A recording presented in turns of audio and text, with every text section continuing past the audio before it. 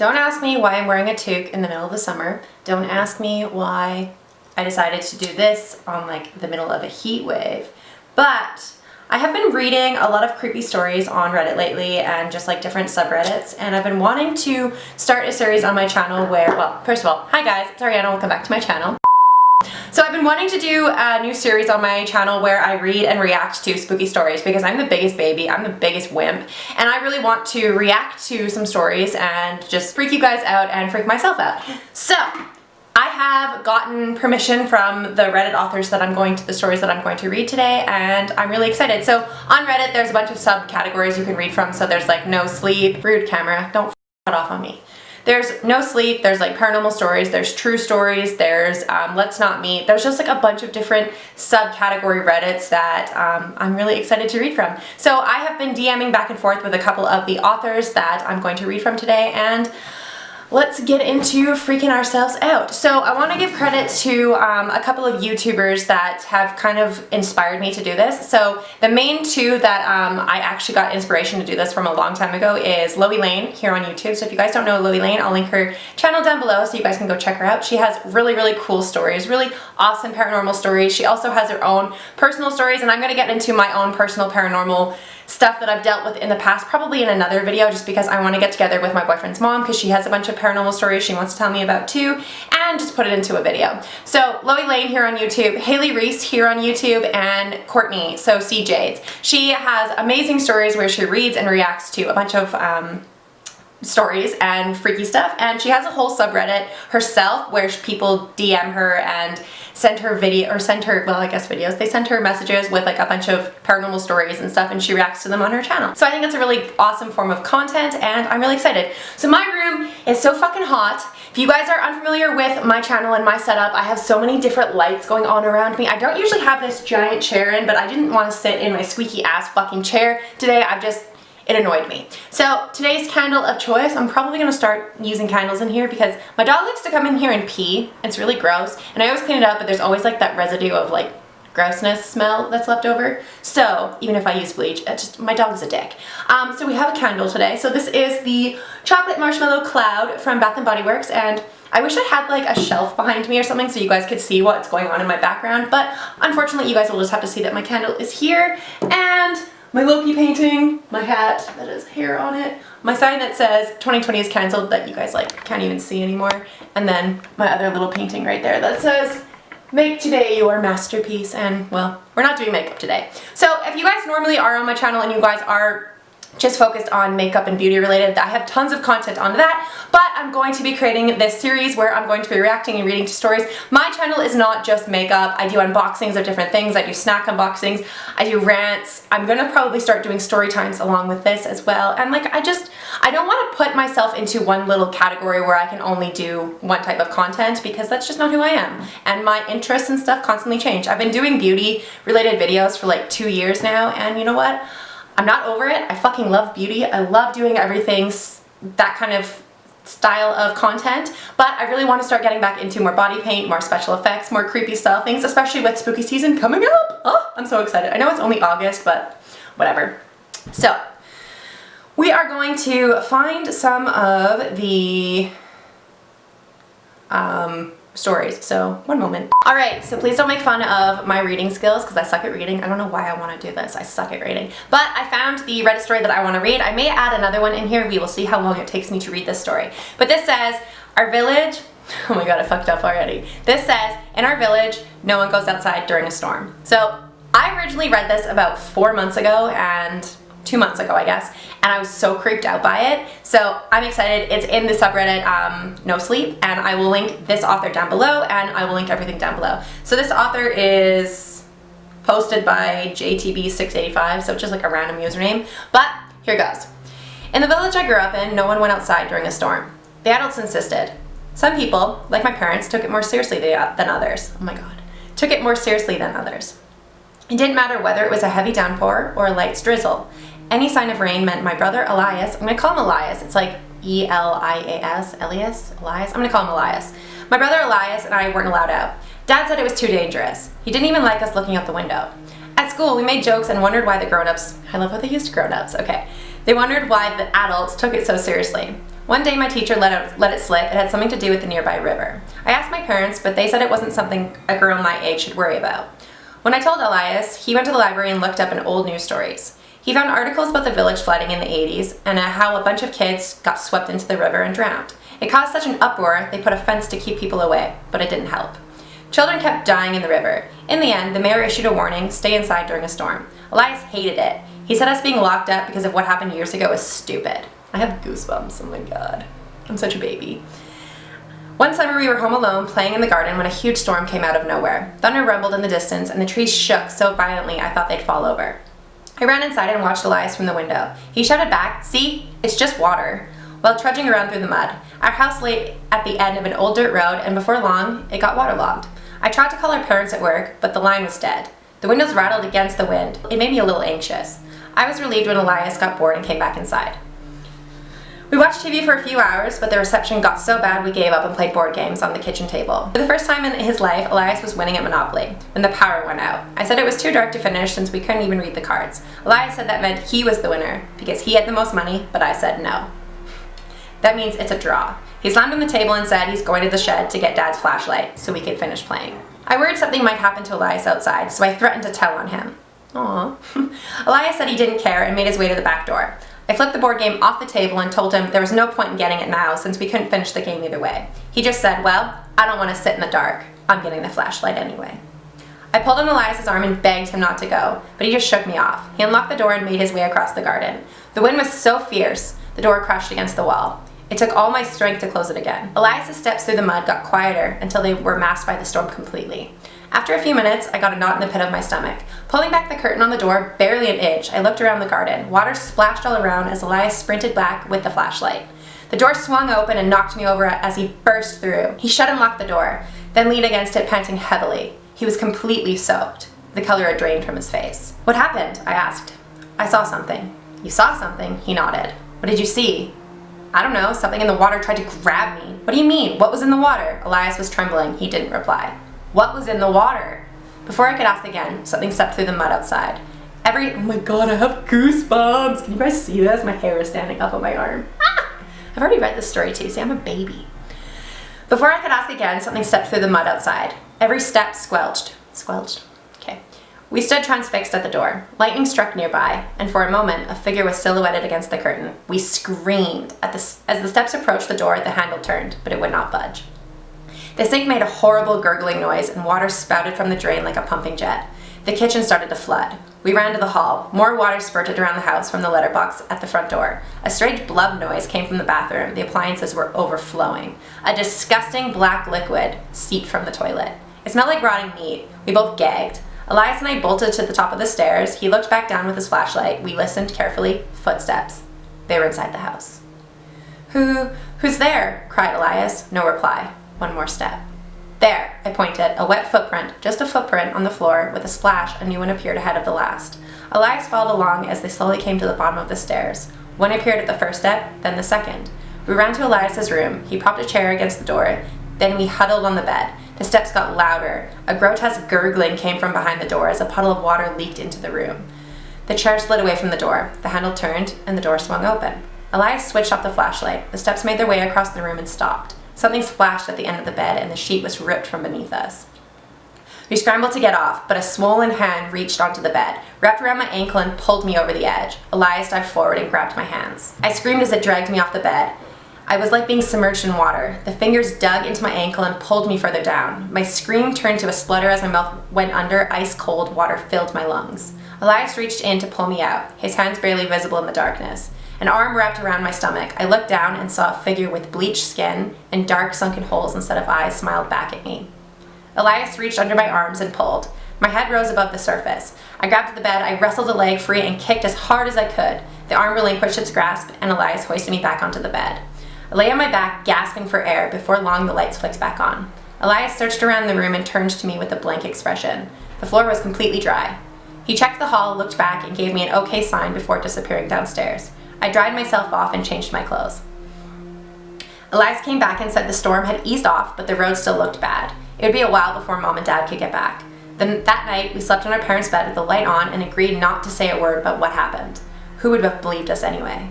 After the storm, Elias didn't mind being kept inside anymore. Our parents noticed and asked what had caused this sudden change. He just shrugged his shoulders and said, "Who wants to get caught in the rain anyway?" So that story, oh my god, I read that story, I kicked my leg. I read that story a couple months ago and it freaked me out. It gave me goosebumps and now I'm scared to go outside in the rain. So I'm going to read another one. So again, I will link all of the stories that I read today down below, but that one freaked me out and I definitely wanted to react to it. So I definitely messaged him or her a couple of months ago and I just asked if I could use it and he said I could. So, or she, I don't know, I don't really know. So they said that I could use it. So I'm really thankful for that. So thank you so much for letting me read and react to that. That was so creepy and I love it and I want to read more of your stories because they're so well written. So I'm gonna find another one to read. So let's see, one moment. All right, so this one freaked me out. So this one is a creepypasta story and the user is dissociationreddit. So this was posted 4 months ago and in the creepypasta forum, and let's get into it. So this one's called The Lady at My Window. Have you ever just stared out your window while trying to fall asleep? I did it all the time, half since I was just a little kid. It's not like I'm actually paying attention to anything, just getting lost in my head while having somewhere to stare with my eyes out of focus. It all started 2 months ago. I was staring outside my window thinking of the latest video game I had been playing while trying to fall asleep when I saw it. An older lady, probably in her mid to late 60s, appeared behind the glass. Her skin was an unhealthy gray color that reminded me of dirty dishwater. She smiled, revealing a revolting grin. Her teeth were nothing more than sharp little black knobs. What would normally be the whites of her eyes were yellow instead, and her pupils were soulless black. She raised a hand to the glass, her fingertips about 3 inches long and very dirty, sickly yellow color made a screeching sound as she dragged them down my window. I would die. Ugh. At this point, I felt my brain kick into action and I let out a blood-curdling yell. With a weird hissing sound, I watched as she dropped to the ground, and at this point, I had become aware enough to grab my phone and call 911. The cop showed up and didn't do jack shit. Basically told me to call back if anyone threatens me or breaks in, and then they left, so I took it upon myself to investigate. After grabbing my aluminum baseball bat, I head to right outside my window. Checking at the ground first, I found something so odd. I thought I'd had to be seeing things. It looked like she had slithered away. Ever seen a snake's track in dirt? That's what it would look like, but human-sized. I followed the tracks until I hit the tree line, where they suddenly seemed to disappear. I continued to search the woods for a moment, but found nothing else of interest, so I went ahead and returned to the window. Checking out the glass now, I could see where her nails had scraped the window. They had left some weird yellow residue behind. My curiosity getting the better of me, I wiped just a little of the residue onto my finger to smell it. Instantly, I emptied the contents of my stomach onto the ground. Whatever the residue was, it smelled like 1,000 corpses stuck in a dark, damp room with no ventilation while decaying. Ew. The next night, my window having been thoroughly cleaned, I stared at my window with a burning intensity. I was determined to catch this woman and find out why she was bothering me. She did not disappoint. Since I was posted up in a chair right in front of the window, I saw her approaching this time. She slithered towards my window with no difficulty, as if she were a large human-shaped snake. When she had arrived just outside my window, she stood up and smiled at me. I was instantly hypnotized by her eyes. Black on yellow sucked me in just for a moment. I found myself reaching to open the window. At the last second, I realized what I was doing and pulled my hand away. Jumping up and grabbing my bat, I start for the window. However, something deep inside me told me this was a mistake. I just knew if I opened the window with her behind it, I was as good as dead. Maybe even worse than dead. I just stared at her, and she stared back with a look at her eyes that seemed to be daring me to try and attack her. I picked up my phone to call 911 when I stopped for just a second and ended up calling my best friend instead. The entire time while I was on the call, she's staring at me, grinning with those grotesque, evil smile. Having hung up the phone, my friend letting me know he'll be over in 15 minutes, and I closed my eyes counting to 10. When I opened them, she was gone. My friend arrived and we surveyed the area. She didn't touch the window this time, so we just started with the ground. And sure enough, there were human-sized slither track marks heading to the tree line. In the tree line, she had just seemed to disappear again. My friend took off after hanging around until I had settled down. Good friend. The next day I went out and bought a fancy security camera system. 10 cameras, all with HD videos, night vision, motion sensors set up all over the outside of my house. 2 at my window, 1 pointed directly at the spot in front of it, and the other set up to record my property, all the way to the tree line. As bedtime approached, I smiled to myself. I was going to catch this bitch tonight. That I was sure of. I stared at my window that night, waiting for her to show up. Around 11 p.m., I was starting to nod off, then there was a loud booming knock on my front door. I jerk awake and grab my bat. I turn to my laptop to check the door cam, and a cop is standing outside. Letting out a sigh, I leave my bat on the bed and head to answer the door. I hadn't laid eyes on the officer for more than a moment when a feeling of dread filled me. "Hello, sir," the cop begins. "I'm just here to follow up on a call we received from you the other night. Mind if I come in and have a look around to make sure you're safe?" I look him up and down, and then my stomach feels like it was replaced like with a black hole. The whites of his eyes are yellow, his pupils black, and his nails are long and yellow. I stand there for a second, trying to think what to do when he speaks up again. Sir, I'd just like to come in and make sure you're safe. As I stare at him in horror, I notice his features seem to blur. It's almost as if he'd become pixelated for a moment. As he seemed to shift back to a solid, non-blurred form, I noticed his eyes seemed normal now, yellow to white and black to brown. I almost thought I had just imagined it all for a second. Then I noticed his nails were still long and yellow. I slammed the door in his face, locked in it, and ran to my room to grab my bat. Turning to my laptop, I see the front door cam is off. Checking the rest one by one, I see none are working. Then my laptop emitted a loud, high-pitched whining noise, and smoke came out of the exhaust fan.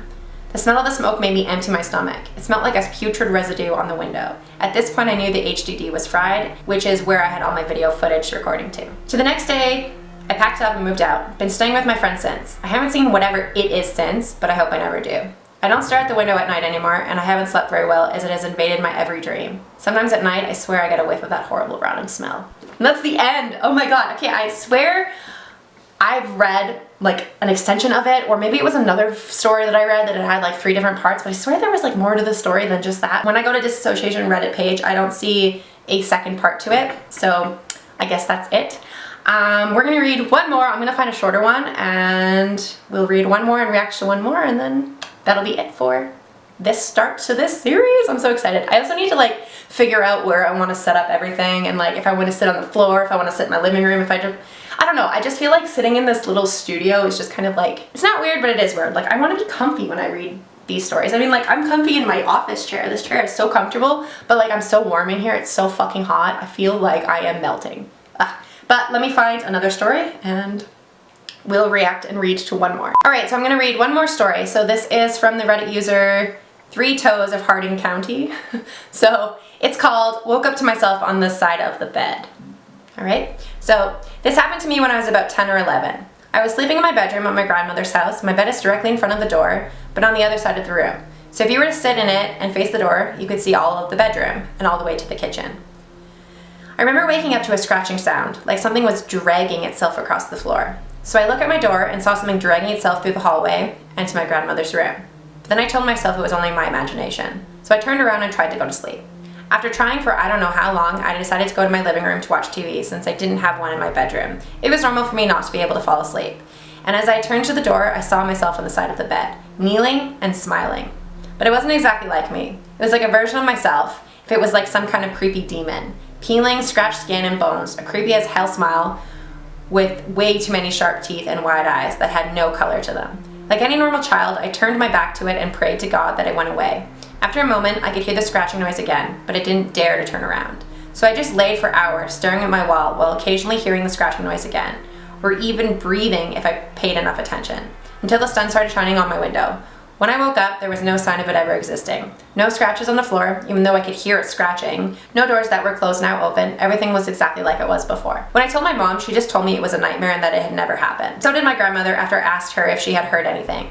But it had to have happened. I was wide awake. I remember it vividly. I remember the noise, the face. I remember lying there for hours. I can picture it like it was happening now. I wasn't asleep. That much I know. I'm now 17. I can't sleep with my back to the door, and my bed, in my grandmother's house or in my own, is no longer facing directly to the door. My door is always closed if I'm getting ready to sleep, and even though I still have problems sleeping, I never get up in the middle of the night. That night is still one of the worst moments of my life. I don't know what I would do, but she didn't really say if it happened again, but like, I don't know how these people see these things in the middle of the night and just like, don't do anything about it. They don't scream, they don't do anything. She just like said she turned over and prayed. No, I would fucking leave. I would scream and probably hangtail it out of there. I would leave so fucking fast. No way would I just lay there and next to it and listen to it do all night. No, no, no, no, no. Fuck that. Keep hitting my light. So that was 3 stories from the Reddit that I've talked to people about and asked their permission to use those stories. So there's 3 stories that I'm going to leave you guys with. So that's some creepy content for you guys. But I'm scared now, and that's really creepy, and I don't like that. I would read another story, but I am way too hot in here. I can literally feel myself like sliding off of my chair because it is so fucking hot in my studio right now. It's like we're in the middle of a heat wave, and in Canada it's always fucking cold, so when it's warm here it's just like overbearingly warm and I can't handle it. I cannot handle the heat. You can see how fucking tanned I am, and like I love it because it's summer and it's not cold for once, but like, oh my god, does it have to be 30 degrees outside? I hate this. I could never live somewhere tropical. No. I need rain. Please just fucking stop being so goddamn hot. I can't handle it. But thank you guys so much for watching this video. If you guys did enjoy this creepy kind of me reacting to some scary stories off of Reddit, let me know in the comments down below. I love talking to you guys. Let me know if you guys have ever experienced anything paranormal, if you guys have ever experienced anything creepy, even if it's like a stalker story or like a boyfriend story time or just a creepy story in general. You can always email me. My email will be linked down below. So if you guys ever want to get in contact with me and let me know about your creepy stories, you can message me on Instagram, you can email me, you can comment in the comment section down below. You can definitely find ways to contact me because I'm always in the mood to read creepy stories, and if you guys have any personal scary stories that you guys want me to read on my channel and react to, send them to me and I will definitely read them. Because like I said, I want to make this a series and I want to start doing more reacting content because I don't want to just do beauty. So thank you guys so much for watching this video. I hope you guys did enjoy it, and I will see, oh, don't forget to like, don't forget to subscribe, and I will see you guys at the next video. Bye! I am now 17. I can't sleep with my back to the door, and my bed in my grandmother's house or in my own is no longer facing directly at the door. My door is always closed as if I'm getting ready to sleep. Why can't I read this fucking sentence? I am now 17. I can't sleep with my back to the door and oh my god. Oh my god. I cannot read. Like watching a streaming video at 144p. It's almost as if he'd become pixelated for a moment. As he seemed to shift back into a solid, non-blurred form, I noticed his eyes seemed normal now. Oh my god, I have to read that over. Ah! Imagine seeing someone slither. Ew. Ew. No. Disgusting.